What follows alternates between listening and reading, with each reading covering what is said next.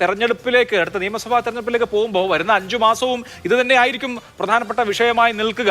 അപ്പോൾ CPM ഇനി പുതിയ ഒരു രീതിയിലായിരിക്കും, അതായത് സോണിയാഗാന്ധി അല്ലെങ്കിൽ ആന്റോ ആന്റണി അതല്ലെങ്കിൽ അടൂർ പ്രകാശ് ഇവരോടൊക്കെ ചോദിച്ചോളൂ പോറ്റിയെ ആര് കയറ്റി എന്നുള്ളത് അവരോട് ചോദിച്ചോളൂ എന്ന് പറഞ്ഞാൽ അത് രാഷ്ട്രീയമായി ഡിഫെൻഡ് ചെയ്ത് നിൽക്കാൻ പര്യാപ്തമായ ഒരു മെറ്റീരിയൽ തന്നെയാണോ?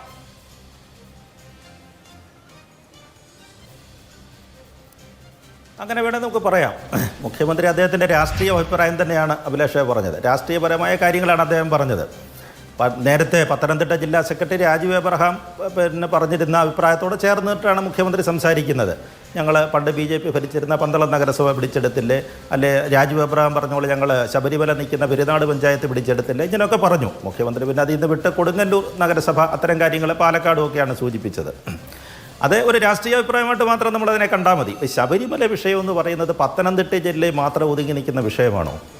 എന്താണ് അങ്ങനെ കരുതുന്നത്? അതെന്ന് പറഞ്ഞു കഴിഞ്ഞാൽ കേരളമല്ല, ഇന്ത്യയല്ല, ലോകം മുഴുവൻ, ലോകത്തുള്ള എല്ലാ അയ്യപ്പ വിശ്വാസികളെയും ബാധിക്കുന്ന കാര്യമാണ്. അതിൻ്റെ തെളിവല്ലേ നമ്മൾ 2019 കണ്ടത്. 2019 കണ്ടില്ലേ? അവിടെ യുവതികളെ, അവിടുത്തെ വിശ്വാസം, അവിടുത്തെ ആചാരങ്ങളെ ലംഘിക്കുന്നതിനായിട്ട് മനഃപൂർവ്വം സുപ്രീം കോടതിയുടെ വിധിയുടെ മറവിൽ കോടതി അങ്ങനെ പറഞ്ഞിരുന്നില്ലല്ലോ. യുവതികളെ അടിയന്തരമായിട്ട് കൊണ്ടുപോകണമെന്നൊന്നും അന്ന് കോടതി പറഞ്ഞിരുന്നില്ല. അതിൻ്റെ മറവിൽ യുവതികളെ കയറ്റാൻ പോയി വിശ്വാസം, ആചാരത്തെ ലംഘിച്ചു. ആചാരത്തെ ലംഘിച്ചതിൻ്റെ ഫലം എന്താണ് CPM അനുഭവിക്കേണ്ടി വന്നത്? 2019 പാർലമെൻറ്റ് തെരഞ്ഞെടുപ്പിൽ സമ്പൂർണ്ണ പരാജയത്തിലേക്ക് പോയില്ലേ? ഒരാളാണ് ജയിച്ചത് അല്ലേ, 20 പാർലമെൻറ്റ് അംഗങ്ങൾ ഉള്ളതിൽ.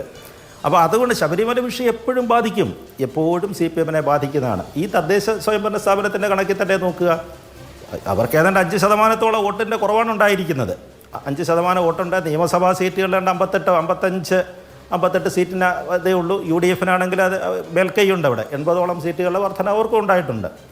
അപ്പോൾ നമ്മൾ രാഷ്ട്രീയമായിട്ട് അത്തരം അഭിപ്രായങ്ങളെ നമ്മൾ അങ്ങനെ കണ്ടാൽ മതി, അദ്ദേഹത്തിൻ്റെ ഒരു അഭിപ്രായമായിട്ട് കണ്ടാൽ മതി. അതേപോലെ തന്നെ ശബരിമല വിഷയത്തിൽ ശബരിമല സംഭവങ്ങൾ മുമ്പ് ഉണ്ടായിട്ടുണ്ട്.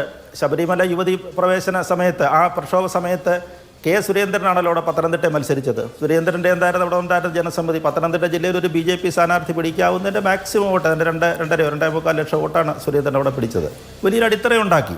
ആ ജില്ലയിൽ BJP വലിയ സ്വാധീനം ഉണ്ടാക്കിയതാണ്. അതിലും മുമ്പത്തെ ചരിത്രമുണ്ട്. ചരിത്രം എന്ന് പറഞ്ഞാൽ നിലയ്ക്കൽ സമരമൊക്കെ അഭിലാഷിന് ഓർമ്മയുണ്ടാകും. നിലയ്ക്കൽ സമരം, അവിടെ ഒരു കുരിശ് കണ്ട് എന്ന് പറയുന്നൊരു സമരം ഉണ്ടായത്. ആ സമയത്തൊക്കെ കരുണാകരനായിരുന്നു മുഖ്യമന്ത്രിയായിരുന്ന കാലത്ത്. ആ സമയത്ത് ഇതിനേക്കാട്ട് വലിയ പ്രക്ഷോഭമാണ് നടന്നത്. സ്വാമിമാരെ ശബരിമല സന്നിധാനത്തിട്ട് ലാത്തിച്ചാർജ് ചെയ്ത വലിയ പ്രക്ഷോഭം ഉണ്ടായി. അത് ആ സമരം നയിച്ചത് കുമ്മനം രാജശേഖരനാണ്. ആ സമരം നയിച്ചതല്ല ഒത്തുതീർപ്പായ ശേഷം അദ്ദേഹം തിരുവനന്തപുരം ഈസ്റ്റ്, ഇപ്പോഴതിൻ്റെ മണ്ഡലത്തിൻ്റെ പേര് മാറി, തിരുവനന്തപുരം ഈസ്റ്റിലാണ് അദ്ദേഹം അന്നവിടെ മത്സരിക്കുന്നത്.